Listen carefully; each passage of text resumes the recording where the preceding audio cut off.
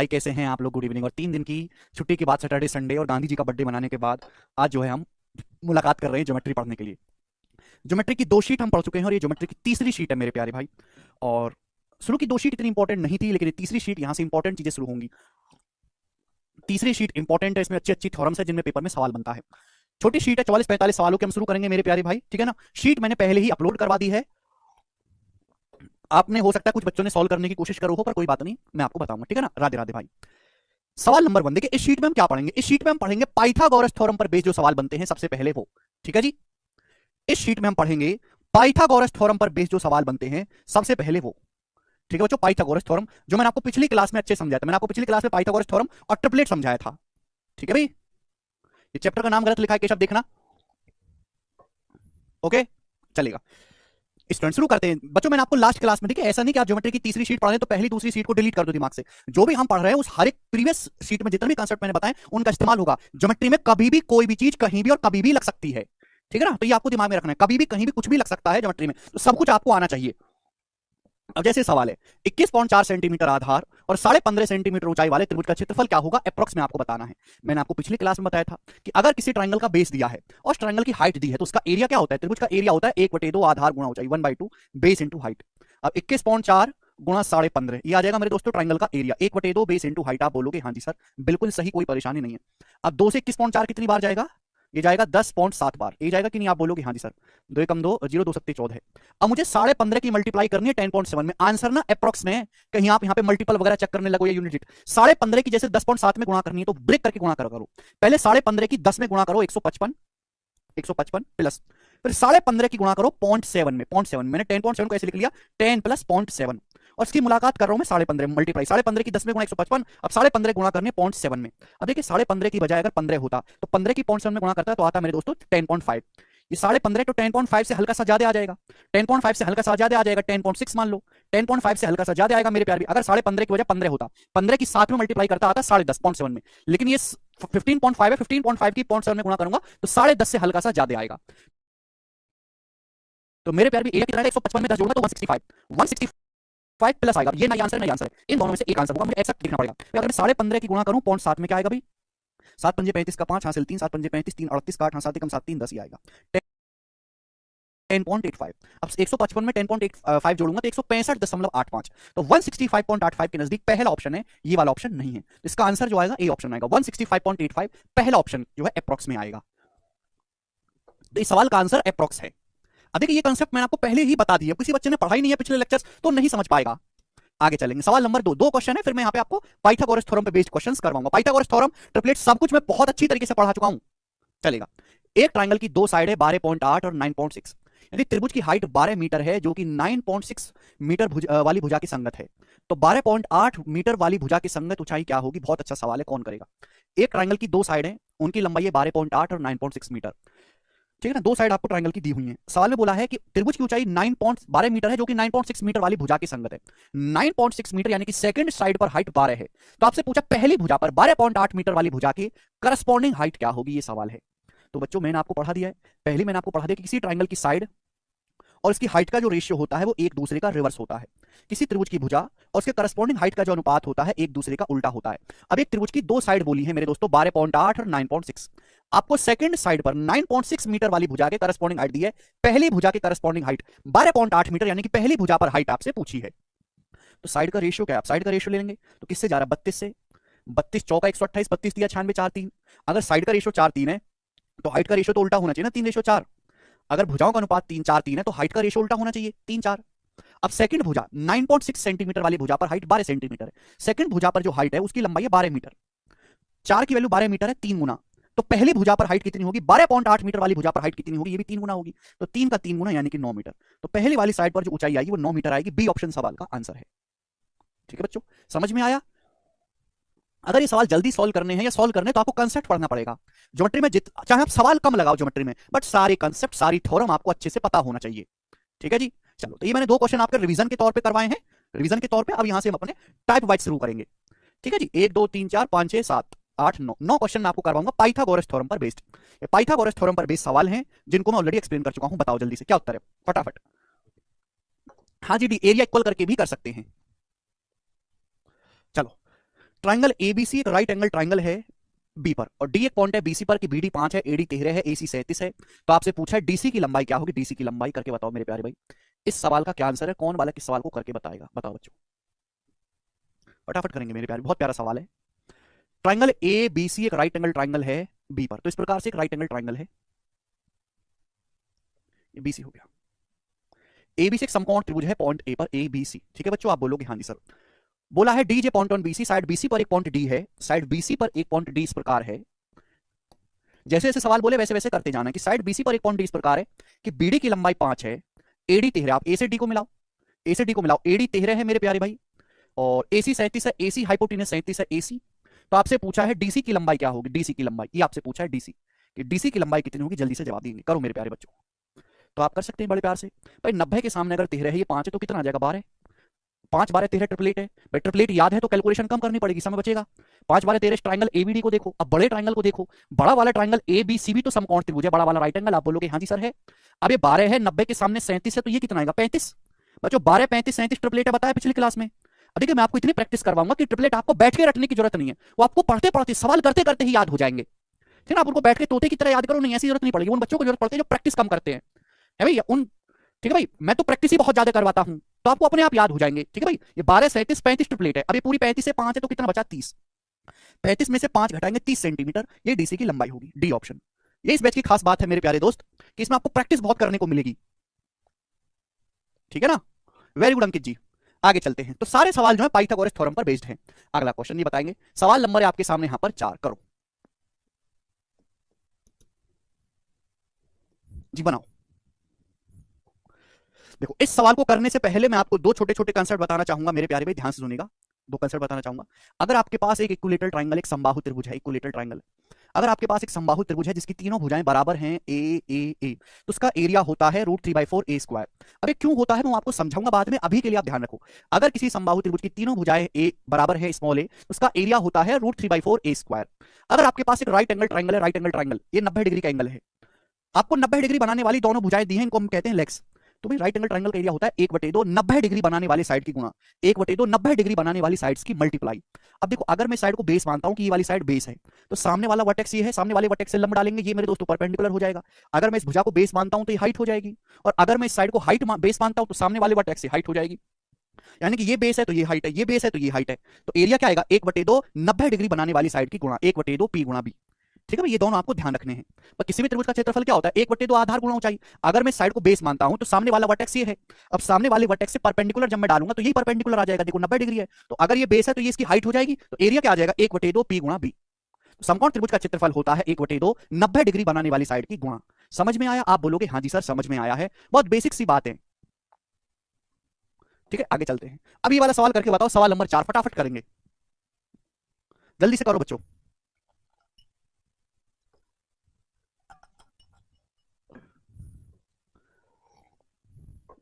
बोला है एक त्रिभुज के क्षेत्रफल की गणना करें जिसकी भुजाओं की लंबाई √2 3√2 और 2√5 सेंटीमीटर है, इसकी एरिया की गणना करें जिसकी भुजाएं ये हैं। अब बताओ बच्चों, वैसे मैंने आपको बताया कि अगर किसी ट्राइंगल की तीनों साइड आपको दी हुई हैं तो उसका एरिया निकालने के लिए हम हीरोन्स फॉर्मूला लगाते हैं। यहाँ साइड इतनी खतरनाक है तो हीरोन्स फॉर्मूला अगर आप लगाओगे तो बुढ़ापा आ जाएगा पर तुम्हारा आंसर नहीं आएगा। यानी कि ये एक स्पेशल सवाल है, इसमें कुछ स्पेशल चीज ढूंढी गई छुपी हुई है, वो स्पेशल चीज आपको ढूंढनी है। अगर गौर से देखा जाए तो राइट एंगल ट्राइंगल है बच्चे, समकोण त्रिभुज है। कैसे, ये साइड है भाई √2, अब आप बताओ √2 का स्क्वायर क्या होता है 2, भाई ये साइड है 3√2, 3√2 का स्क्वायर होता है 9 दूनी 18, तो दो साइड के स्क्वायर का सम तीसरी साइड के स्क्वायर के बराबर है, ये मैंने दिमाग में ही देख लिया। 2√5 का स्क्वायर होता है 4 पंजे 20, दो साइड के स्क्वायर का सम तीसरी साइड के स्क्वायर के बराबर आ रहा है, यानी कि एक राइट एंगल ट्राइंगल है, समकोण त्रिभुज है। राइट एंगल ट्राइंगल ये आपको ऑब्जर्वेशन से पता चलेगा। भाई √2 का स्क्वायर 2 होता है, 3√2 का स्क्वायर 18 होता है, 2√5 का स्क्वायर 4 पंजे 20 होता है, दो साइड के स्क्वायर का सम तीसरी के बराबर है, तो बच्चों कैसा त्रिभुज है, ये एक समकोण त्रिभुज है। और इसमें ये हाइपोटेनस है, ये 90 डिग्री बनाने वाली भुजाएं, ये दोनों जो भुजाएं हैं 90 डिग्री बनाने वाली हैं, ये हाइपोटेनस है। तो अभी समझा कि राइट एंगल का एरिया क्या होगा, राइट एंगल का एरिया क्या होगा मेरे प्यारे भाई, समकोण त्रिभुज का क्षेत्रफल होगा जी 1/2 90 डिग्री बनाने वाली साइड की गुणा √2 गुणा 3√2 1/2 √2 इंटू 3√2। आप बोलोगे हाँ जी सर बिल्कुल सही। अभी √2 गुणा √2 2 होता है, 2 से 2 कट जाएगा तो एरिया आ जाएगा 3 स्क्वायर यूनिट। 3 सवाल का एरिया आ जाएगा जो कि बी ऑप्शन है। मुझे लगता है सभी बच्चों को बात समझ में आई है, हर बच्चे का आंसर भी आया मेरे समझाने से पहले, वेरी गुड। सरल सवाल है, अभी धीरे धीरे देखो भयंकर सवाल शुरू होंगे, ये बताओ जल्दी से। सवाल नंबर है आपके सामने 5, यस। अब इस सवाल को करने के लिए आपको एक स्पेशल थ्योरम आनी चाहिए। सभी लोग ध्यान से देखेंगे, पहले मैं आपको थ्योरम समझाऊंगा, फिर आप उस पर बेस सवाल मुझे खुद करके बताएंगे। देखिए मेरे दोस्तों, आप ये कोई भी ट्राइंगल बना लो, कैसा भी, एनी ट्राइंगल, इन एनी ट्राइंगल में किसी भी ट्राइंगल के लिए थ्योरम बता रहा हूं भाई। जैसे सपोज ये ट्राइंगल है A B C, A B C, in any triangle, किसी भी ट्राइंगल के लिए सत्य है ये।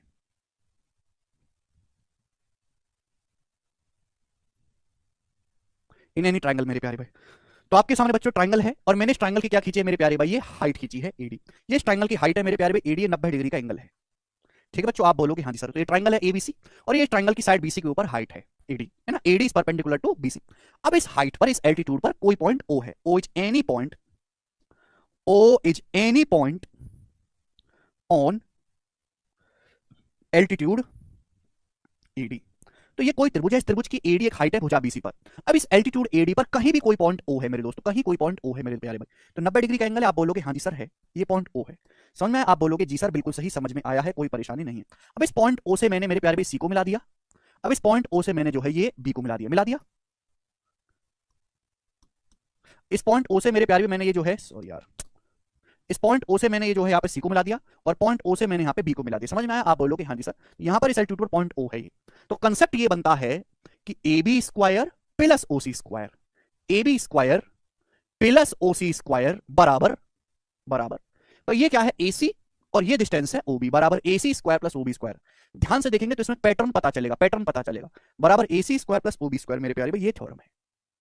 ठीक है बच्चों, तो समकोण त्रिभुज, सॉरी एक ट्राइंगल है एबीसी, कोई भी त्रिभुज है जिसकी हाइट है एडी, इस हाइट एडी पर कोई पॉइंट ओ है, तो मैंने ओ से दोनों वर्टेक्स को, बाकी दोनों वर्टेक्स बी और सी को मिलाया, तो A B square plus O C square.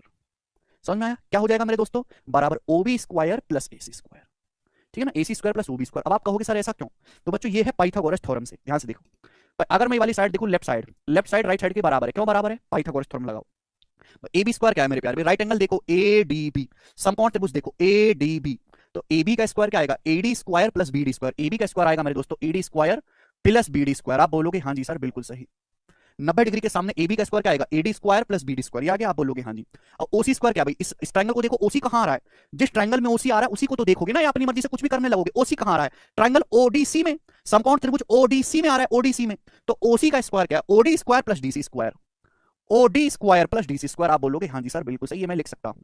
ठीक है बच्चों, आप बोलोगे हाँ जी सर बिल्कुल सही। अब क्या किया जाए मेरे प्यारे भाई, अगर आप ध्यान से देखोगे तो बेटा ये देखो, ये क्या बन गया, ये A D square plus D C square क्या बन गया, जवाब दो मेरे दोस्तों। इन दोनों को अगर मैं प्यार करवाता हूं, इस बड़े वाले समकोण त्रिभुज एडीसी को देखो, समकोण त्रिभुज एडीसी को देखो, एडीसी को, इस राइट एंगल ट्राइंगल एडीसी को देखो, ये एडी स्क्वायर है, ये AD square plus DC square है, किसके बराबर बन गया, पाइथागोरस से एसी स्क्वायर के, तो AD square plus DC square बराबर बन गया मेरे प्यारे एसी स्क्वायर के। आप बोलोगे हाँ जी सर बिल्कुल सही।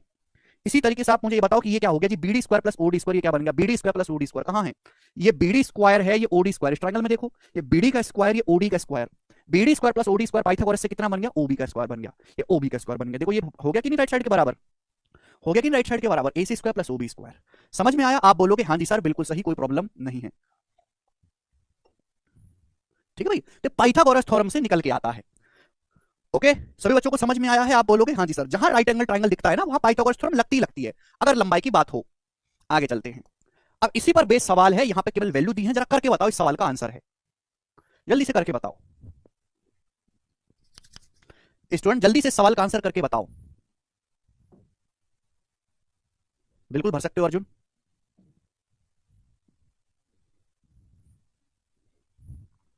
ठीक है, करके बताओ भाई, इतना समय थोड़ी ना है,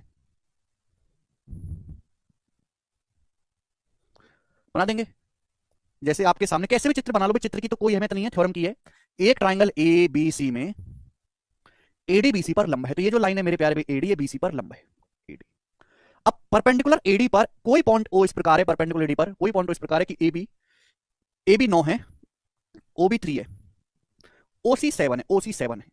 तो आपसे पूछा एसी की माप नहीं बता सकते भाई, कोई भी, ये 4 वैल्यू में रिलेशन है, कोई भी 3 वैल्यू देके आपसे चौथी वैल्यू पूछ लेगा तो लग जाएगा भाई। ये 9 A B square plus O C square, 9 square plus 7 square बराबर ए सी का स्क्वायर प्लस ये 3 है, 3 स्क्वायर।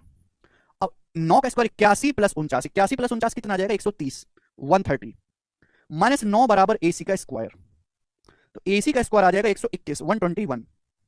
ठीक है बच्चे, और 121 का रूट 11, तो एसी की लंबाई मस्त आ गई 11 सेंटीमीटर, बी ऑप्शन, खत्म सवाल। इससे ज्यादा बड़ा सवाल है ही नहीं है। आगे चलते, अगला नेक्स्ट क्वेश्चन, सारे क्वेश्चन पाइथागोरस थ्योरम के इस्तेमाल पे हैं, ठीक है ना। ये करके बताएगा, बहुत प्यारा सवाल है, खूब भर भर के एग्जाम में पूछा जाता है। कौन करेगा जी सवाल को? पहले सवाल पढ़ो, समझो, चित्र बनाओ, फिर करो। करिए। छठा सवाल,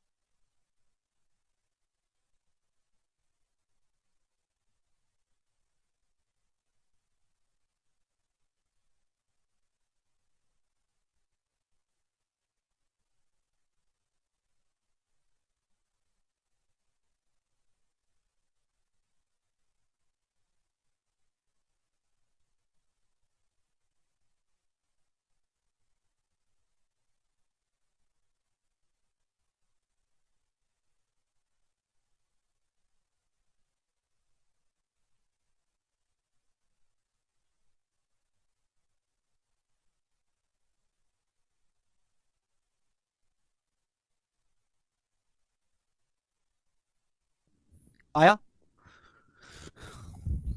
17.4, कुछ बच्चों का आंसर आया है। अब देखिए, सवाल को ढंग से पढ़ना है। पहले सवाल का चित्र बनाना ही अपने आप में टफ टास्क है बच्चों के लिए, है ना। चलो, लेकिन मुश्किल नहीं होगी जब तक आप मेरे साथ हैं। A ladder 15 metre long is placed in a room so as to reach a point 14.4 metre high on a wall, and on turning the ladder over the opposite side of wall without moving the base it reaches a point 4.2 metre high. What the breadth of room, room की चौड़ाई क्या है? अब देखो ध्यान से सुनो, आप अपने कमरे को देखो, एक कमरा है और एक कमरे की चौड़ाई है मेरे प्यार में, कमरे की चौड़ाई है, ध्यान से सुनिएगा मेरे दोस्तों। आप बोलोगे हाँ सर। अब एक कमरे की जैसे दो दीवारें हैं, कमरा है, कमरे की चौड़ाई है, सॉरी, अब ये मेरे दोस्तों जैसे यहां पर कमरे की दो दीवारें हैं, ये दीवारें हैं मेरे प्यार में। अब एक सीढ़ी है 15 मीटर लंबी जो रखी जाती है कमरे में, और एक दीवार पर 14.4 मीटर की ऊंचाई तक पहुंचती है। तो भाई ये एक सीढ़ी है मेरे प्यारे भाई, ये 15 मीटर लंबी सीढ़ी है इस प्रकार से। तो जो सीढ़ी है, इस सीढ़ी की लंबाई कितनी है? 15 मीटर, और ये एक दीवार पर पहुंचती है 14.4 मीटर की हाइट तक। तो ये जो हाइट है यहां से यहां तक की, ये 14.4 मीटर है ये हाइट। आप बोलोगे हाँ जी सर बिल्कुल सही, समझ में आ गया, 14.4 मीटर है। अब हमें सवाल में ध्यान से दिखा, and on turning the ladder and on turning the ladder over to the opposite side of wall without moving the base, हमने सीढ़ी के आधार को चेंज नहीं किया, हमने सीढ़ी के जो है आधार को चेंज नहीं किया मेरे प्यारे भाई, ध्यान सुनिएगा। सीढ़ी का आधार पहले भी यहीं था, अभी भी यहीं रखा है। अब हमने सीढ़ी के जो है टर्न कर दिया अपोजिट दीवार पे, दीवार के अपोजिट साइड पे, यानी कि अब सीढ़ी की जो पोजीशन है वो हमने ऐसे कर दी मेरे प्यारे भाई।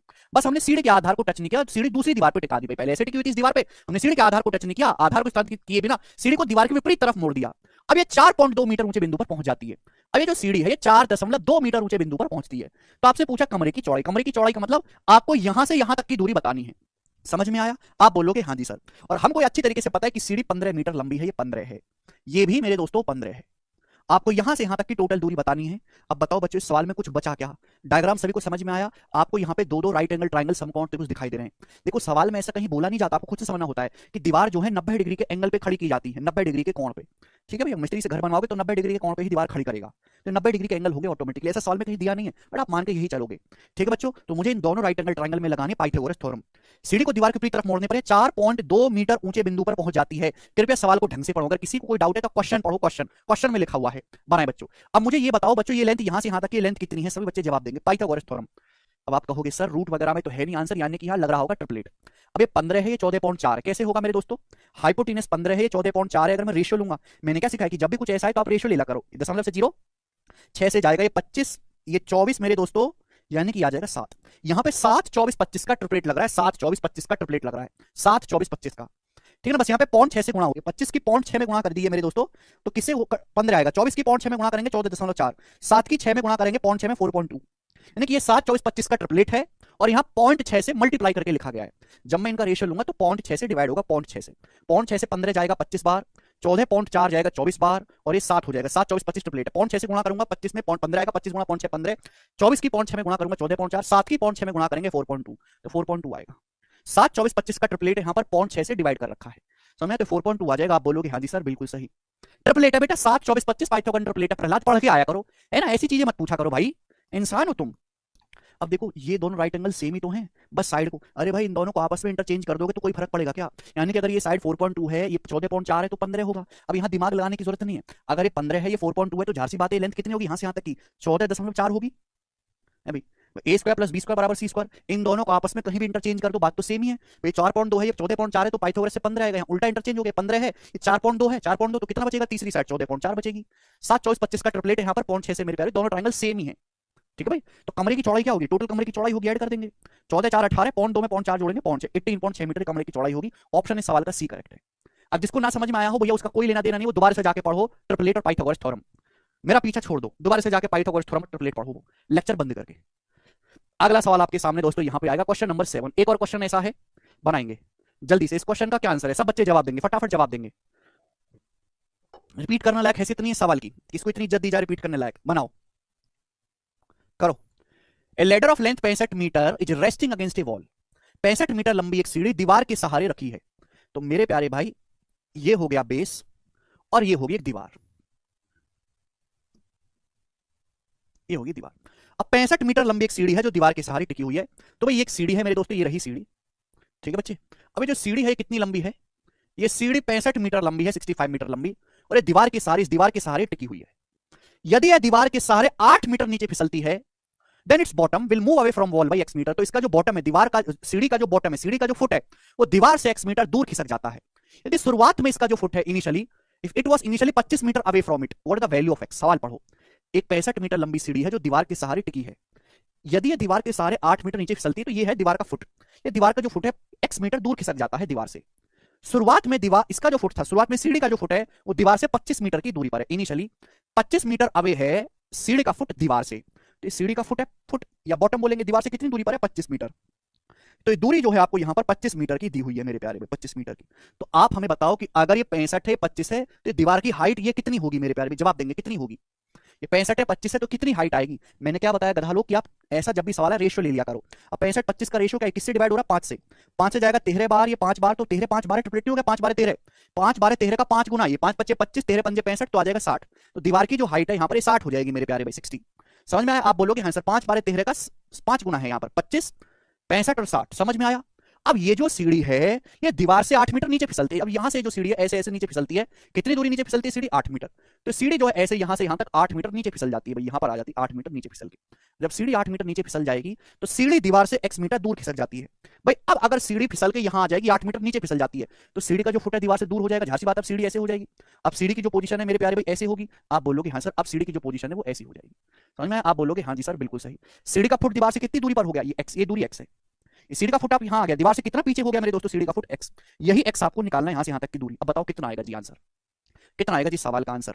x का मान आपको निकालना है। तो देखिए सवाल का डायग्राम बनाना सीखना पड़ेगा आपको, मुश्किल है, आपने आज तक जिंदगी में बनाया नहीं। ऐसा मैं आपको पेंटिंग दूं कि घोड़ा की पेंटिंग बनाओ, घोड़ा की जगह आप क्या बनाओगे? घोड़ा की जगह आप चूहा भी नहीं बना पाओगे, क्योंकि आज तक जिंदगी में बनाया नहीं, ठीक है ना? लेकिन धीरे धीरे आप 1 साल तक बनाओगे, प्रैक्टिस करोगे तो होंगी चीजें।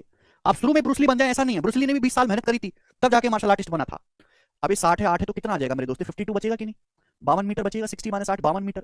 देखो सीढ़ी की लंबाई फिक्स है, सीढ़ी उतनी ही लंबी है, 65 मीटर लंबी सीढ़ी। अभी भी ये जो सीढ़ी की लंबाई है 65 मीटर, 65 सीढ़ी आज भी 65 मीटर लंबी। आपको समझाने के लिए चलो मैं हटा देता हूँ, ये मैं हटा देता हूँ, मैं हटा देता हूँ, इसकी कोई जरूरत नहीं है। ये सीढ़ी अभी भी 65 मीटर ही लंबी है। तो आप मुझे बताओ अब ये लेंथ कितनी आ जाएगी पाइथागोरस थ्योरम से? 90 डिग्री है, लेंथ कितनी आ जाएगी? 52 65 है, लेंथ कितनी आ जाएगी बताओ, बोलो। हमने ट्रिपलेट सिखाया है, पाइथागोरस थ्योरम सिखाई है, 65 है 52 क्या मैंने सिखाया कि रेशियो ले लिया करो। 13 से 65 52 किससे डिवाइड हो रहा है? 13 से डिवाइड हो रहा है। 13 से काटेंगे तो 13 पंजे 65, 13 चौका 52, 3 आएगा। 3 4 5 ट्रिपलेट है यहाँ पे, 3 4 5 का ट्रिपलेट लग रहा है 13 गुना, 13 गुना 13 पंजे 65, 13 चौका 52, तो आ जाएगा 39, 13 39 39 आएगी पूरी लेंथ, 39 मीटर। अभी पूरी लेंथ 39 से 25 है तो कितना बचेगा? 39 में से 25 माइनस करेंगे 14, तो 14 मीटर दीवार का जो सीढ़ी का फुट है दीवार से पीछे खिसक जाएगा, और 14 इसका आंसर होगा, 14 14 मीटर। 39 माइनस 25, 3 4 5 का ट्रिपलेट है, 13 से गुणा कर रखा है। समझ में आया? आप बोलोगे हाँ जी सर बिल्कुल सही, कोई प्रॉब्लम नहीं है। ओके, सब बच्चों का आंसर है, तो सवाल को ढंग से पढ़ते रहें साथ के साथ, ठीक है ना? आगे चलते हैं, पाइथागोरस थ्योरम बेस्ट क्वेश्चन, आगे चलेंगे। नेक्स्ट सवाल, सवाल नंबर है मेरे प्यारे भाई आपके सामने 8, जवाब दीजिएगा। इस सवाल का क्या आंसर है, कौन करके बताएगा मेरे प्यारे भाई? सवाल सीजीएल 2019 के प्री में आया था, one of the best quality questions है, बेस्ट क्वालिटी क्वेश्चन, जवाब दो। इसका आंसर क्या होगा, बनाएं। ट्राइंगल एबीसी में एंगल बी 90 डिग्री का है, डी और ई भुजा बीसी पर 2 पॉइंट इस प्रकार है कि बीडी बराबर डीई बराबर ईसी। तो निम्न में से कौन सा कथन सत्य है, बनाओ बच्चों। बहुत इंपॉर्टेंट 2 क्वेश्चन मैं आपको करवाऊंगा इस टाइप के, 2 सवाल, 2 सवाल बच्चों मैं आपको इस टाइप के करवाऊंगा, तभी आपको समझ में आएगा कि करने कैसे हैं। बोला ट्राइंगल एबीसी में एंगल बी 90 है, यानी कि राइट एंगल ट्राइंगल है।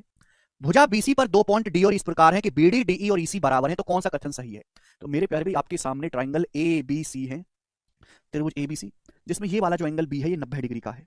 साइड बीसी पर 2 पॉइंट डी और इस प्रकार से, तो एक पॉइंट डी है और दूसरा पॉइंट मेरे दोस्तों ई है, और ये तीनों बराबर हैं मेरे प्यारे, बीडी डीई और ईसी तीनों इक्वल है, बीडी डीई और ईसी तीनों बराबर हैं। तो आपसे पूछा इनमें से कौन सा कथन सत्य है। तो मेरे प्यारे दोस्तों अगर मैं इसको यहां से मिला दूंगा, ठीक है भाई, ये मैंने मिला दिया ईडी और ये मैंने मिला दिया ए, क्लियर है। कौन सा कथन सत्य है, रिलेशन आपको बताना है एई एसी एडी में, ये एई है ये एडी है ये एसी, इन तीनों में क्या रिलेशन है बताओ, ये तीनों बराबर हैं। अब इस सवाल को करने के 2 तरीके हैं, एक है मजदूरों वाला तरीका, मतलब गधों वाला तरीका, जो नौकरी से बिल्कुल आपको दूर करेगा कि भाई ये तीनों बराबर है, माना ये एक्स है, माना ये एक्स है मेरे प्यारे भाई, ये भी एक्स है ये भी एक्स है, माना ये वाई है, लगाओ पाइथागोरस थ्योरम, 3 राइट एंगल दिख रहे हैं, लगाते जाओ पाइथागोरस थ्योरम, फिर उनको भिड़ाओ जोड़ो घटाओ, तब आपका आंसर आएगा। ये होगा बेसिक तरीका, तीनों राइट एंगल में पाइथागोरस थ्योरम लगाओ और पागल हो जाओ, ठीक है ना, और बेरोजगार रहो जिंदगी भर, चौराहे पे कटोरा ले लो, ठीक है। एक तो तरीका ये हो गया, दूसरा ठीक है जो बिल्कुल बकवास है, जो आपको बिल्कुल दिमाग से डिलीट करना, बचपन में करते थे ऐसे। हाँ ये अलग बात है कि आपने बचपन में ही नहीं करा ऐसा कुछ, तो भाई आपके पास अब बचपन में जाने का तो समय है नहीं, आपको तो आज सीधे एडवांस तरीका सीखना पड़ेगा, हवा में उड़ाने वाला। इस सवाल को ढंग से पढ़ो। इस सवाल में बोला है एक ट्राइंगल एबीसी में एंगल बी 90 है, साइड बीसी पर 2 पॉइंट डी और इस प्रकार है कि ये तीनों बराबर हैं, बीडी डीई सी। क्या इस सवाल में कहीं ये बताया गया है कि ये भुजा कितनी है, ये साइड कितनी है बीसी, कहीं ये बताएगा कि एबी कितनी है, बीसी कितनी है, एसी कितनी, कहीं कोई जिक्र नहीं है। बस ये बोल दिया मुंह उठा के कि कोई भी राइट एंगल ट्राइंगल बना लो, कोई भी राइट एंगल ट्राइंगल बना लो और उसमें ऐसे तीनों को बराबर कर देना, बताओ क्या रिलेशन है। तो ये हर एक राइट एंगल ट्राइंगल के लिए सत्य है। ये जो है मेरे दोस्तों ये हर राइट एंगल ट्राइंगल में सत्य होगा कि यहाँ पे ये बताया ही नहीं गया कि कौन सा राइट एंगल ट्राइंगल है, साइड की लंबाई बताइए नहीं, इसकी लंबाई बताइए नहीं, कुछ नहीं बताया गया। जब कुछ बताया ही नहीं गया है, यानी कि ये हर राइट एंगल ट्राइंगल में थ्योरम अप्लाई होगी। ये एक प्रकार की थ्योरम है, ये एक प्रमेय है, और प्रमेय हमेशा सत्य होती हैं। किसी भी राइट एंगल ट्राइंगल में अप्लाई होगी तो मैं थ्योरम को प्रूफ नहीं करूंगा। एक होता है थ्योरम को प्रूफ करना गधों की तरह, एक होता है थ्योरम को वेरीफाई करना मेरे दोस्तों। जब मुझे ये बात पता चलेगी कि ये किसी भी त्रिभुज के लिए सत्य है कि आप भुजा की लंबाई दी नहीं, आप अपनी मर्जी से साइड को कुछ भी मान सकते हो जो आपको पसंद आए, आप अपनी मर्जी से लेंथ को कुछ भी मान सकते हो जो आपको पसंद आए, लेकिन हमारी कोशिश ये रहती है कि छोटी से छोटी आसान से आसान वैल्यू मानी जाए, जिससे कैलकुलेशन कम से कम रहे, आसान से आसान वैल्यू मानी जाए। भाई जब इस त्रिभुज में बोला ही नहीं गया कि कौन सी साइड कितनी है, ये कितना, ये कितना, ये कुछ नहीं बताएगा, बोला एक अपना सारा समूह लेकर कोई भी त्रिभुज बना लो, समकोण त्रिभुज, ये तीनों बराबर कर देना, बताओ क्या सही है। तो आप अपनी मर्जी से कुछ भी ले सकते हो जो आपको पसंद आए, आसान से आसान वैल्यू। मैं क्यों 3 4 5 मानूं, मैं क्यों 12 13, इतना टाइम थोड़ा ना कि मैं इतनी बड़ी वैल्यू मानूंगा, इतनी इज्जत देने की जरूरत नहीं, इतनी इज्जत तो भैया किसी को नहीं मिलती। आप इसको वन मान लो कि माना ये वन है, एक से ज्यादा इज्जत मत देना, माना ये वन है, ये वन है, मैंने ये भी वन मान लिया कि ये भी वन है, एक से ज्यादा इज्जत नहीं देता मैं किसी को, क्योंकि जितनी ज्यादा बड़ी वैल्यू मानोगे उतना ज्यादा कैलकुलेशन करना पड़ेगा, जितनी छोटी वैल्यू मानोगे कैलकुलेशन उतनी कम होगी। समझ में? आप बोलोगे हाँ सर वन है, वन है, वन, तो पाइथागोरस से कितना आएगा एडी, वन वन आ जाएगा रूट 2 आएगा। अब ये 1 और 1 2 है, ये 1 है, पाइथागोरस से क्या आएगा, √2 स्क्वायर प्लस 1 स्क्वायर √5 आ जाएगा पाइथागोरस से, √5। अरे गधा लोग, ये 1 है 2 है, तो पाइथागोरस से क्या आएगा, √1 स्क्वायर प्लस 2 स्क्वायर √5 आएगा कि नहीं आएगा, 4 1 5। ये साइड है 3 1 1 1 3 1 है, तो पाइथागोरस से क्या आएगा, √1 square plus 3 square, 1 square plus 3 square 1 plus 9 10, ये √10 आ जाएगा, √2 √5 √10। अब देखो कौन सा ऑप्शन सेटिस्फाई करता है, कौन सा ऑप्शन, क्या पहला ऑप्शन सेटिस्फाई करेगा। अब मैं ए की जगह √5 रखूंगा तो √5 का स्क्वायर ये 25 हो जाएगा, एसी की जगह मैं रखूंगा √10 का स्क्वायर 10 दूनी 20, और ये आ जाएगा 2 3 26, सेटिस्फाई नहीं हो रहा। 8 ए स्क्वायर, भाई ए का स्क्वायर क्या है, ए है √5 का स्क्वायर 5, 8 पंजे 40, एसी कितना है √10 का स्क्वायर 10 10 पंजे 50, ये भी नहीं हो रहा, 40 बराबर 50 प्लस, सेटिस्फाई नहीं होगा। तीसरा ऑप्शन देखते हैं, ए की वैल्यू है √5 का स्क्वायर 5 5 8 40, एसी है √10 का स्क्वायर मेरे दोस्तों कितना आएगा, एसी √10 है, √10 का स्क्वायर 10 या 30, एडी है √2 का स्क्वायर 2 2 पंजे 10, अब 30 10 40, 40 बराबर 40 सेटिस्फाई हो रहा है, ये आंसर है। तो ये ऑप्शन सेटिस्फाई हो रहा है, ये भी नहीं होगा, ये गलत है। कौन सा अकेला ऑप्शन सेटिस्फाई हो रहा है, इसी सवाल का आंसर है पाइथागोरस थ्योरम से आया है, राघव पाइथागोरस से। अगर ये लेंथ 1, मैंने ट्राइंगल ए बी ई में पाइथागोरस लगाई है, ए बी में तभी आया, 1 + 1 2 है, ये 1 है, पाइथागोरस से √5 आएगा। तो अकेला सी ऑप्शन संतुष्ट हो रहा है, सेटिस्फाई, ये आंसर होगा। ये है थ्योरम को प्रूफ ना करके हमने ऑप्शन से चेक कर लिया कि कौन सा ऑप्शन ठीक बैठ रहा है। समझ में? सबसे बेस्ट तरीका है सवालों को जल्दी करने का। मुझे लगता है आपको ये बात अच्छी तरीके से समझ में आई होगी। ठीक है भाई, चलिए दोस्तों आगे की तरफ चलते हैं हम लोग। सवाल नंबर आपके सामने यहां पर 9, सवाल नंबर 9 एक और ऐसा क्वेश्चन है आपके सामने, बहुत ही बेहतरीन सवाल है। सवाल स्टेटसल के पेपर में आया है 2020 में, हालांकि सवाल को और अच्छे से लिख के देना चाहिए था एग्जामिनर, पर कोई बात नहीं, हमारे लिए इतना ही काफी, एक समझदार बालक के लिए। गधों के लिए तो पूरी कहानी भी लिख देगा तो भी उन्हें फर्क नहीं पड़ता। ट्राइंगल एबीसी में एंगल एबीसी 90 है, ठीक है भाई, अब लिख लीजिएगा साइड बीसी,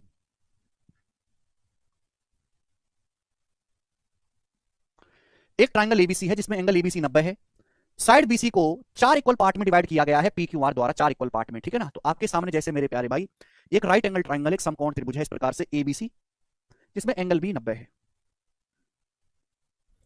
ये वाला एंगल एबीसी 90 है। अब साइड बीसी को पॉइंट पी क्यू आर द्वारा 4 बराबर भागों में बांटा गया है। तो साइड बीसी पे मेरे दोस्तों एक पॉइंट ये हो गया पी, एक पॉइंट ये हो गया मेरे दोस्तों क्यू, और एक पॉइंट ये हो गया मेरे प्यारे भाई यहां पर आर, पी क्यू आर। बोलो बात समझ में आई? आप बोलोगे हाँ जी सर। ये चारों भाग बराबर है मेरे दोस्तों, पी क्यू आर द्वारा 4 इक्वल पार्ट में डिवाइड किया गया, 4 इक्वल पार्ट में। आप बोलोगे हाँ जी सर। अगर A P square plus A Q square plus A R square बराबर 3 B square plus 17 N A square है तो इनका मान क्या है? ये क्वेश्चन है मेरे प्यारे भाई। चलेगा, अब मैं इसको यहां से मिला देता हूं मेरे दोस्तों। मैंने ए से पी को मिला दिया, मैंने ए से क्यू को मिला दिया, मैंने ए से आर को मिला दिया।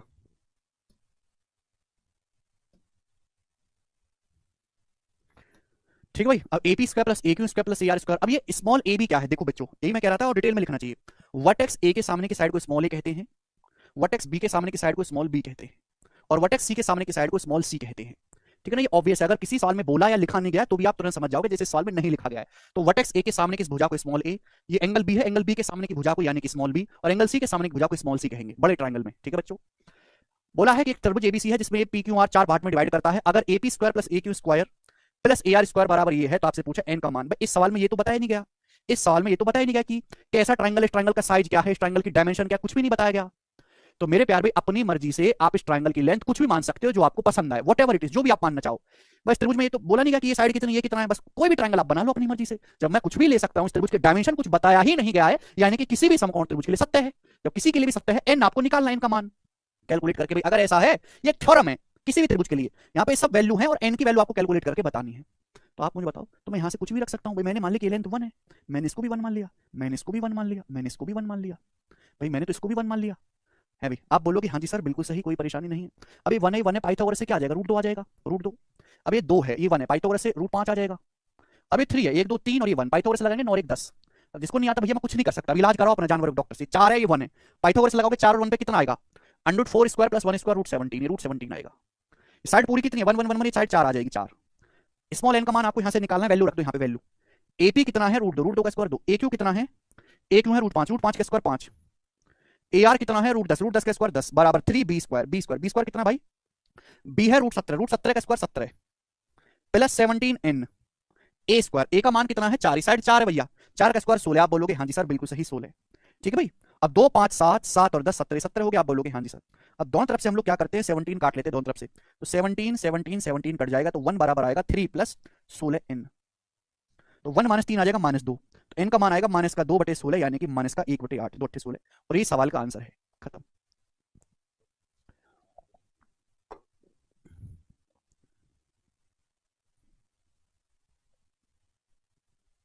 नमस्ते भाई।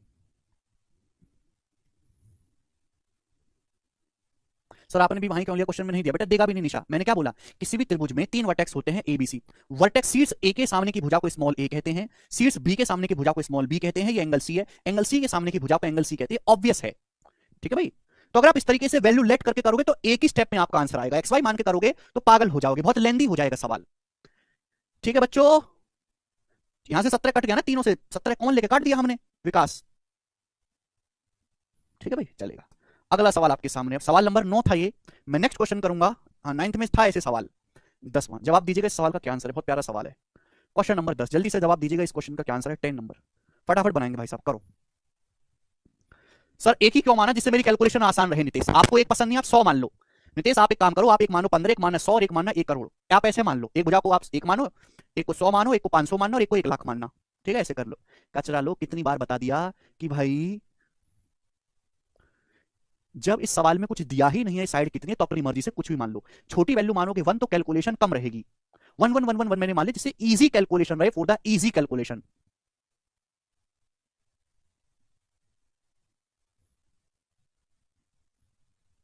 कौन अंकुर भाई? अब ये वाला सवाल आप करके बताओ। देखो 2 क्वेश्चन मैं आपको करवाऊंगा और दोनों ही बड़े खतरनाक क्वेश्चन है, बहुत खतरनाक सवाल।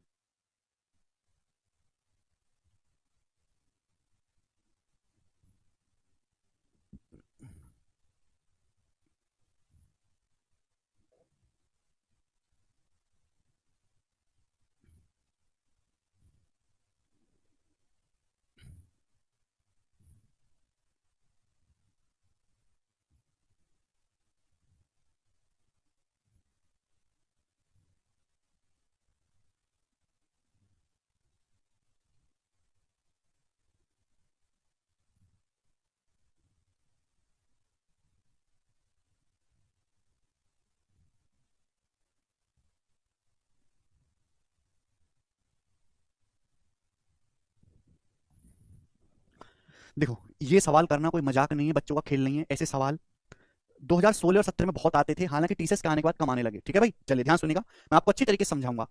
एबीसीडी एक चतुर्भुज है जिसमें एबी 5 है, सीडी 7 है, बीसी 17 है, एडी 25 है। ठीक है ना। एंगल एबीसी बीसीडी 270 डिग्री है। चतुर्भुज का एरिया बताओ। तो एबी 5 है और आपका बीसी 17 है। इस प्रकार से बना लेते हैं मेरे प्यारे भाई, ये हो जाएगा ओके। और सीडी 7 है ये। ठीक, चलो मेरे प्यारे भाई, तो ये चतुर्भुज है एबीसीडी। मैं चित्र दोबारा से बना लिया हूं आपके लिए, एबीसीडी। चलो अब इस सवाल में दिया क्या है, सभी लोग ढंग से सुनिएगा और समझिएगा। दो क्वेश्चन आपको करवाऊंगा। एबी आपको 5 सेंटीमीटर बोला है, आपको सीडी जो है वो 7 सेंटीमीटर बोला है, बीसी 17 सेंटीमीटर बोला है, एडी 25 सेंटीमीटर बोला है। चतुर्भुज की चारों भुजाएं दी हैं। आपको बोला angle ABC plus angle BCD 270। ये वाला एंगल एबीसी और ये वाला एंगल बीसीडी, इन दोनों का योग 270 है। इन दोनों एंगल का सम 270 आपसे पूछा है। इस चतुर्भुज का एरिया बताओ, इस क्वालिटल का एरिया बताओ। ये सवाल है मेरे प्यारे भाई, करो, करेंगे। ये चतुर्भुज है, ये साइड आपको चारों दी हैं, ये दोनों एंगल का योग दिया है और आपसे पूछा चतुर्भुज का एरिया। ध्यान से सुनिएगा मेरे प्यार भी सब लोग। मैंने आपको ट्राइंगल के एरिया का फॉर्मूला बताया है, हीरोन्स फॉर्मूला बताया है। मैंने आपको मेरे दोस्तों 1/2 बेस गुणा हाइट पढ़ाया। मैंने आपको राइट एंगल ट्राइंगल का एरिया बताया, इक्विलेटरल ट्राइंगल का एरिया बताया। क्या मैंने आपको क्वाड्रिलेटरल चतुर्भुज के एरिया का कोई फॉर्मूला बताया है? नहीं, नहीं बताया ना। तो इस सवाल को करेंगे कैसे, बताओ कैसे करेंगे। तो ऐसे सवालों को सॉल्व करने का एक स्मार्ट मेथड है। ये ट्रिक समझ लीजिए, कंसेप्ट समझ लीजिए कि अगर कभी भी पेपर में बहुत सारे सवाल बन सकते हैं, सैकड़ों सवाल, मैं तो आपको 2 ही क्वेश्चन करवा रहा हूं, लेकिन 2 क्वेश्चन से आपका कंसेप्ट क्लियर हो जाएगा। अगर पेपर में कभी भी कोई ऐसा सवाल फंसता है कि चतुर्भुज का एरिया आपको निकालना है, तो इसकी साइड को आगे बढ़ाकर एक ट्राइंगल कंप्लीट कर लीजिए, इसकी भुजाओं को आगे बढ़ाकर एक त्रिभुज बना लीजिए।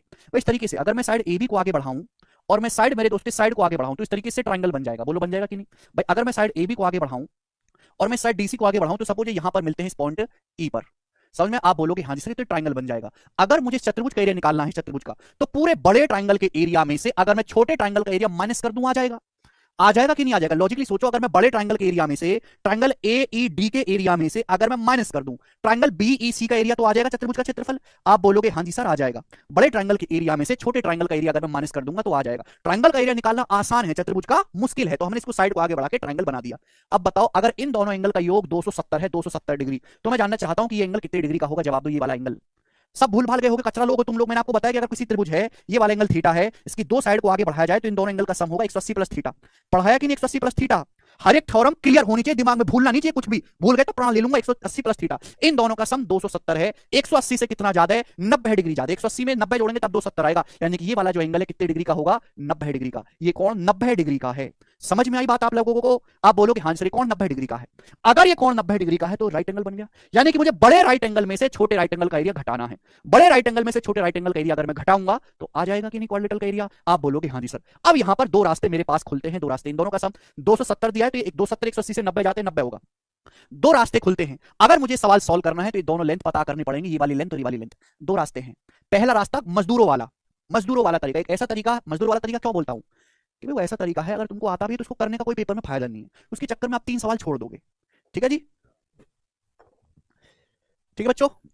पहला तरीका कि आप इसको x मानो और आप इसको y मान लो। मैंने माना कि माना x है y है। आप छोटे ट्रायंगल में पाइथागोरस थ्योरम लगाओ, आप बड़े ट्रायंगल में 90 डिग्री दिया है पाइथागोरस लगाओ। 2 इक्वेशन बन जाएंगी, उन दोनों इक्वेशन को सॉल्व करके x और y का मान निकालो, जो तुमसे होगा नहीं कभी जिंदगी में। छोटे ट्रायंगल में मैंने मान लिया x है y है, छोटे ट्रायंगल में 90 डिग्री पाइथागोरस लगाओ, बड़े ट्रायंगल में साइड दी है तीनों पाइथागोरस लगाओ। 2 इक्वेशन बन जाएंगी, सॉल्व करके x y का मान निकालो, होगा नहीं। इतना टाइम नहीं है हमारे पास कि हम यहाँ पे x और y मानते रहें। तो फिर हम करेंगे कैसे? सुनो, इस सवाल के सारे आंसर इंटीजर आ रहे हैं। अगर आंसर इंटीजर आ रहे हैं तो गारंटी सी बात है यहाँ पे ट्रिपलेट सेट हो रहा होगा, ट्रिपलेट सेट हो रहा होगा। क्या आप लोग मेरे प्यारे भाई बिना एक्स वाई माने, क्या आपकी बुद्धि इतनी परिपक्व है कि बिना एक्स वाई माने आप गैस करके सिंपल अंदर आत्मा की आवाज से साइड की वैल्यू निकाल लो? क्या आप इतना बुद्धि आपकी तेज हुई है? भाई ये 17 है, छोटे ट्रायंगल को देखो 90 के सामने 17 है। 17 को देख के दिमाग में कुछ घंटी बजती है क्या? हमने आपको एक ही ट्रिपलेट बताया 17 का कि 8 15 17 ट्रिपलेट होता है, हमने आपको पढ़ाया है। बोलो पढ़ाया है कि नहीं? छोटे ट्रायंगल में 90 के सामने 17 है, कहीं ऐसा तो नहीं कि 8 हो और ये 15 हो, कहीं ऐसा तो नहीं? मैं तुक्का मार रहा हूं, हिट एंड ट्रायल, तुक्का। अब ये साइड बड़े ट्रायंगल में 13 आ जाएगी, ये साइड 22 आ जाएगी, ये 25। 13 22 25 तो कोई ट्रिपलेट नहीं बनता, गलत है भाई, बड़े ट्रायंगल के हिसाब से गलत है। तो कहीं ऐसा तो नहीं कि ये 15 हो और ये 8 हो, ये साइड 15 हो और ये 8 हो, मेरे प्यार भी कहीं ऐसा तो नहीं 15 हो या 8 हो। अभी 15 8 17 ट्रिपलेट बन गया छोटे ट्रायंगल में, क्या बड़े ट्रायंगल में बना? बड़े ट्रायंगल में साइड है 15 5 20, ये साइड है 15 और ये 25, ये भी बन गया ट्रिपलेट। देखो 15 5 20 ट्रिपलेट याद होनी चाहिए बेटा, ये 8 7 15। पेपर में कभी नहीं पूछा था कि ये ट्रिपलेट बताओ, ट्रिपलेट पे बेस सवाल आते हैं।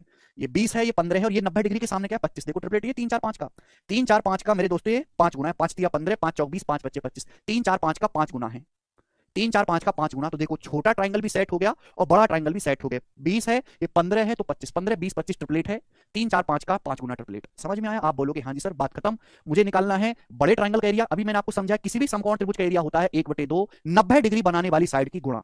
अब बड़े ट्राइंगल में 90 डिग्री बनाने वाली ये भुजा 20 है, ये भुजा 15 है, 8 7 15, तो बड़े ट्राइंगल का एरिया आएगा 1/2 20 गुणा 15 माइनस। अब तो इस ट्रायंगल का एरिया क्या होगा, बीईसी का एरिया क्या होगा, बीईसी का भाई छोटे राइट एंगल में 15 है, ये 8 है, 90 डिग्री बनाने वाली भुजाएं 15 8 है, 90 डिग्री बनाने वाली भुजाएं, तो एरिया क्या आएगा 1/2 राइट एंगल बनाने वाली साइड की गुणा, ये छोटे ट्रायंगल का एरिया आएगा, माइनस कर देंगे। यही बेसिक है मोहित, ठीक है भाई, यही बेसिक है भैया, बिल्कुल बेसिक से मैंने समझाया आपको। आपकी बुद्धि विकसित नहीं है इस लेवल के सवालों को समझने की, तो छोड़ दिया करो, आसान आसान सवाल पढ़ा करो, केवल 2 चौक 8 प्री लेवल के पढ़ो, मींस मत निकालो, प्री निकाल के खुश रहना। 10 गुना 15 150, 15 चौका 60, 150 में से 60 घटाएंगे 90, तो चतुर्भुज का जो एरिया आएगा वो 90 आएगा। बी ऑप्शन इस सवाल का आंसर है, बी ऑप्शन। आंसर इंटीजर में तो चांसेस है निकेत कि ट्रिपलेट सेट होगा, ट्रिपलेट सेट होगा, ठीक है ना। तो हमने गैस के वैसे भी इतना जो है इतना बड़ा सवाल है, इतना बेकार सवाल तो देगा नहीं कि आपको एक्स वाई सॉल्व करवाए, हिट एंड ट्रायल से आसान वैल्यू देगा। ठीक है बच्चों, आप बोलोगे हाँ जी सर बहुत अच्छी तरीके से समझ में आया है, अच्छा क्वेश्चन है मेरे प्यारे भाई, आप लोगों को समझ में आया होगा। मैं आपके सामने एक क्वेश्चन और पूछता हूं, ऐसा सवाल नंबर है स्टूडेंट आपके सामने यहां पर 11 जवाब देंगे। इस सवाल का क्या आंसर है, बहुत प्यारा सवाल है बच्चों, ये भी बहुत प्यारा उम्दा क्वेश्चन। ये सवाल 2017 मेंस के पेपर में आया था, ये वाला क्वेश्चन। बताओ क्या उत्तर है बच्चों इस सवाल का। फिर से मैं एक बार डायग्राम बना लेता हूं, आपके सामने चित्र दिया गया जिसमें पी क्यू आर एस जो है तो चतुर्भुज है इस प्रकार से।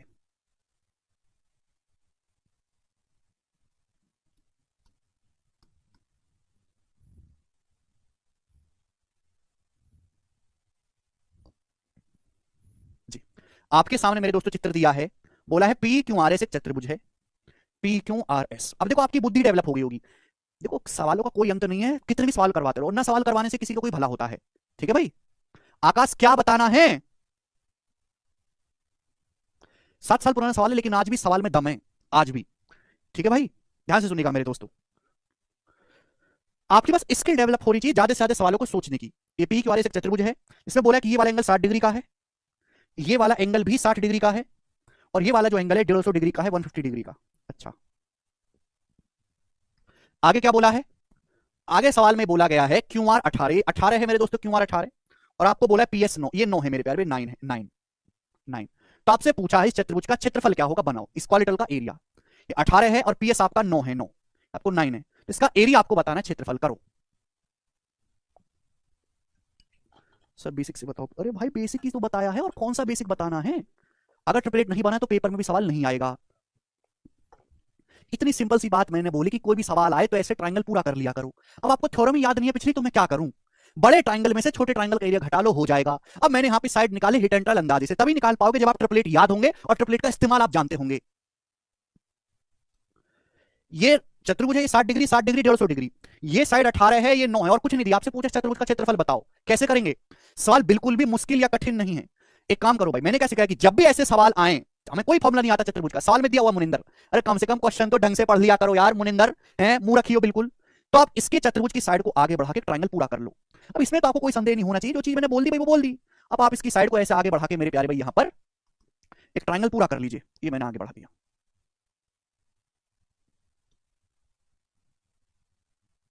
ठीक है बच्चों, आप बोलोगे हाँ जी सर मैंने इसको यहां पे आगे बढ़ा दिया, सॉरी ये पॉइंट, ये सपोज पॉइंट है, तो अगर मैं यहां पे बड़े ट्रायंगल के एरिया में से छोटे ट्रायंगल का एरिया बढ़ा दूंगा तो हो जाएगा। भाई इसमें कौन सी ऐसी बात है जो नहीं समझ आई भाई, क्या नहीं समझ में आया अभी तक, अरे हद राक्षस आदमी, पता नहीं क्यों पढ़ रहे हो भाई, है तुम लोग सड़क साफ क्यों नहीं करते, कोई बुराई सड़क साफ करने में, पता कितनी जरूरत है, सड़कें गंदी रहती हैं शहरों में, नगर पालिका को लड़के नहीं मिले साफ करने के लिए।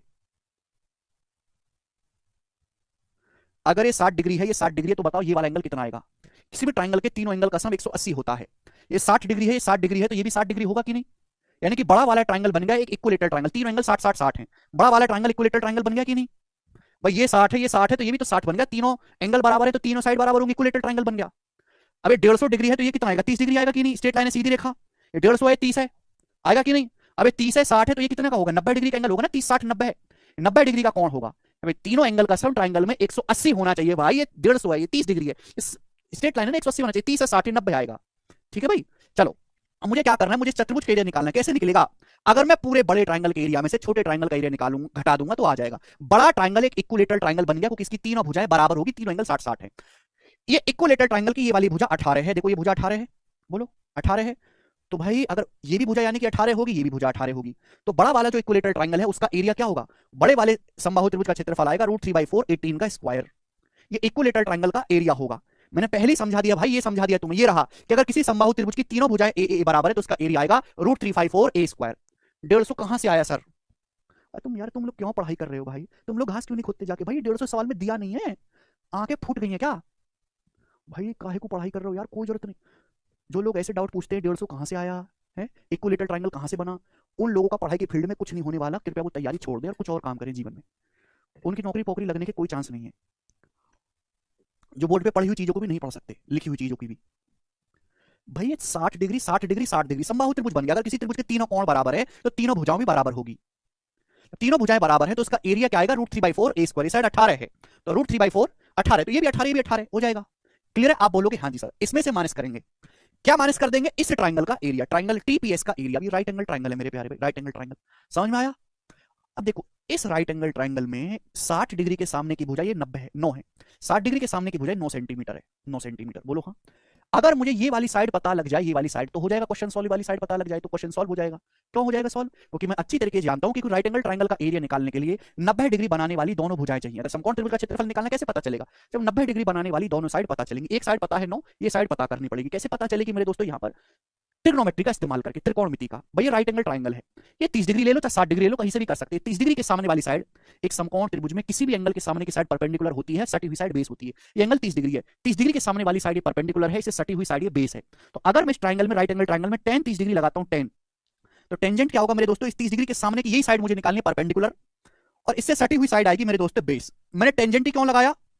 कि मुझे 30 डिग्री के सामने केवल परपेंडिकुलर और बेस में ही रिलेशन चाहिए, मुझे हाइपोटेनस की कोई जरूरत नहीं है। और लंब और आधार में रिलेशन बताता है tan, तो tan 30 डिग्री आएगा 1/√3। tan 30 डिग्री आएगा मेरे दोस्तों 1/√3। तो 9 की जब इधर गुणा होगी, जब 9 को √3 से भाग देंगे, जब 9 को √3 से भाग देंगे तो 3√3 आ जाएगा, 3√3। यानी कि जो साइड आएगी 3√3 आ जाएगी मेरे प्यारे, 3√3। ठीक है ना? 9 को √3 से, अच्छा आपके बस की 9 को √3 से भाग देना भी नहीं, इतनी बुद्धि होती तो यही होते कबाड़। 9 का मतलब है 3 3 9। अब इसको √3 से भाग देना है। अगर मैं √3 से 3 को काटूंगा तो √3 बार जाएगा, 3√3। ऐसे भाग देते हैं 9 को √3 से। इनके बस की 9 को √3 से भाग देना भी नहीं है। 9 12 15 टेप्लेट क्यों नहीं लगा बेटा? हर जगह टेप्लेट थोड़ा लगता है। टेप्लेट कैसे लगेगा? एक ही साइड तो पता है 9, ये साइड थोड़ा ना पता है? ये दोनों साइड थोड़ा ना पता है, एक ही तो पता है। अब तुम्हारी बुद्धि का इतनी सड़ चुकी है कि कहीं भी 9 दिखा, 9 12 15 लगा दिया, ऐसा होगा क्या? है ये क्यों नहीं लगाया आपने 9 40 41? ये भी तो ट्रिपलेट है। अरे गधो, एक ही भुजा दी है, बाकी दोनों भुजा नहीं दी है, निकालनी पड़ेंगी यहाँ पे। क्या है? 3√3। तो राइट एंगल ट्राइंगल का एरिया क्या आएगा? 1/2। समकोण त्रिभुज का क्षेत्रफल घटा देंगे 1/2। 90 डिग्री बनाने वाली साइड की गुणा, ये साइड 9 है और ये साइड है 3√3। 9 गुणा 3√3, ये माइनस कर देंगे। तो बड़े इक्विलेटरल ट्राइंगल में से समकोण त्रिभुज का एरिया जो है वो घटा देंगे। ठीक है जी? आप बोलोगे हाँ जी सर। अब 18 का स्क्वायर है 324, 324 को 4 से भाग करेंगे 81 बार जाएगा, 81√3 और माइनस 9 या 27/2√3 इक्वल टू। सवाल का लेवल हाई है, जिन बच्चों को लगता है कि मेरे में इतनी बुद्धि नहीं है वो स्किप कर दो, आसान सवाल पढ़ो, केवल इस कठिन को स्किप कर दिया करो भैया, इतनी बुद्धि नहीं है। जिस जन्म में होगी उस जन्म में सीख लेना। 2 की मल्टीप्लाई करेंगे इसमें, 81 दूनी 162, 162 में से 27 घटाएंगे तो 135, तो 135√3/2 इस चतुर्भुज का एरिया आएगा। यही सवाल का आंसर है, सी ऑप्शन करेक्ट है, सी ऑप्शन। ठीक है ना? बहुत अच्छा सवाल है, बुद्धि लगाने वाला, बुद्धि लगाने वाला। ठीक है भाई? ये बड़ा वाला ट्रायंगल क्या बन गया? जब मैंने साइड को आगे बढ़ा, इक्विलेटरल। tan 30 डिग्री का मान 1/√3 होता है। जिनको ट्रिग्नोमेट्री नहीं आती है वो इस चीज को बाद में समझेंगे जब त्रिकोणमिति पढ़ लेंगे। ठीक है ना? यहाँ पे मैंने ये साइड दी है, मैंने त्रिकोणमिति का इस्तेमाल करके ये साइड पता लगा ली, 3√3। एरिया आएगा 1/2, 90 डिग्री बनाने वाली साइड की गुणा, बड़े ट्रायंगल में से छोटे का एरिया घटा दिया, उत्तर आ गया। बहुत ही आसान सवाल है, बहुत आसान सवाल। लेकिन आपको काफी सारी चीजें पता होनी चाहिए। आपको इक्विलेटरल ट्रायंगल का एरिया आना चाहिए, आपको एक कंसेप्ट पता होना चाहिए कि सवाल आगे बढ़ाने पर ही सॉल्व होगा, आपको राइट एंगल ट्रायंगल का एरिया निकालना आना चाहिए, आपको थोड़ी त्रिकोणमिति आनी चाहिए, तब जाके होगा सॉल्व। कई सारी चीजें आपको पता होनी चाहिए। ठीक है?